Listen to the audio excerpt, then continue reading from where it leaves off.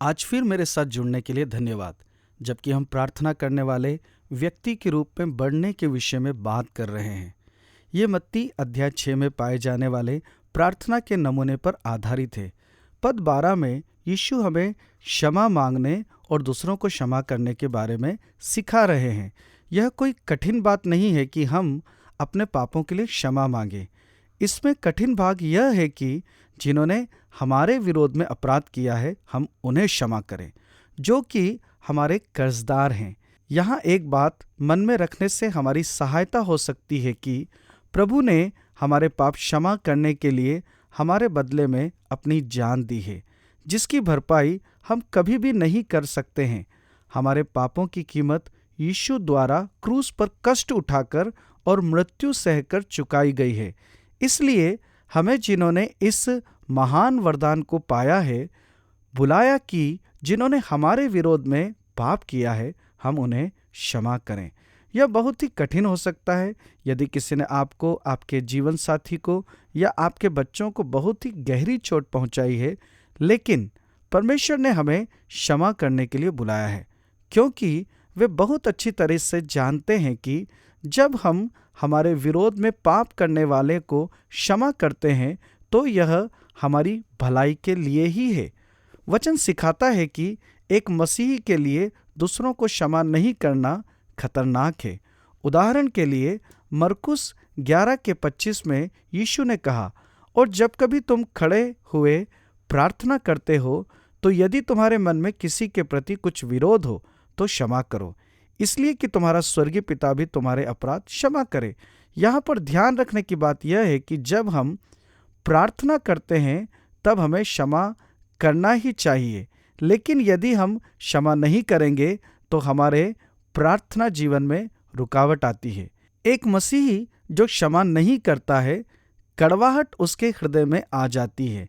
इसलिए इब्रानियों की पत्री 12 अध्याय के 15 पद में यह चेतावनी दी जाती है कि ध्यान से देखते रहो, ऐसा न हो कि कोई कड़वी जड़ फूट कर कष्ट दे।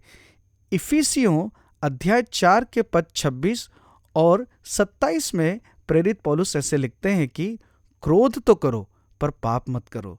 सूर्य अस्त होने तक तुम्हारा क्रोध न रहे और न शैतान को अवसर दो।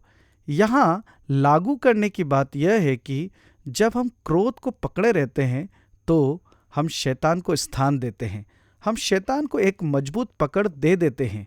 इसलिए हमारे विरोध में किए जाने वाले पाप से हमें निपटना चाहिए, जिससे हमें बहुत ही जल्दी से गुस्सा आ सकता है।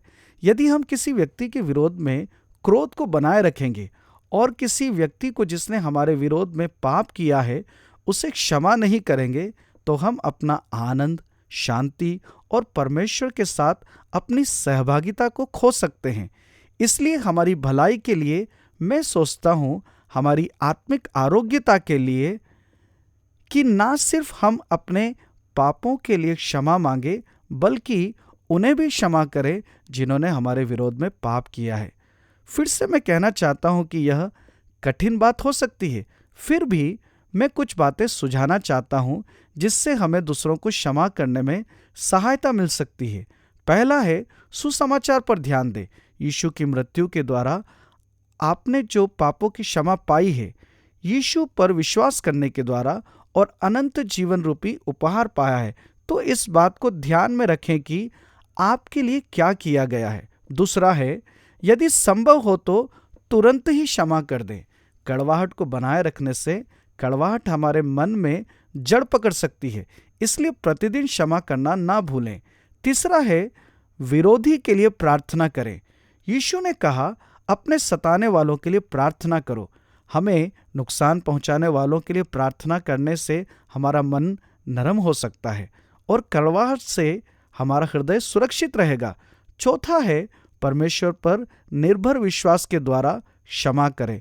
इस बात को जानें कि जब हम क्षमा करते हैं तो हर बार हम यह महसूस नहीं करेंगे कि हमने क्षमा कर दिया है। कभी कभी हम इसे विश्वास से करते हैं, परमेश्वर के प्रति आज्ञाकारी होने के द्वारा।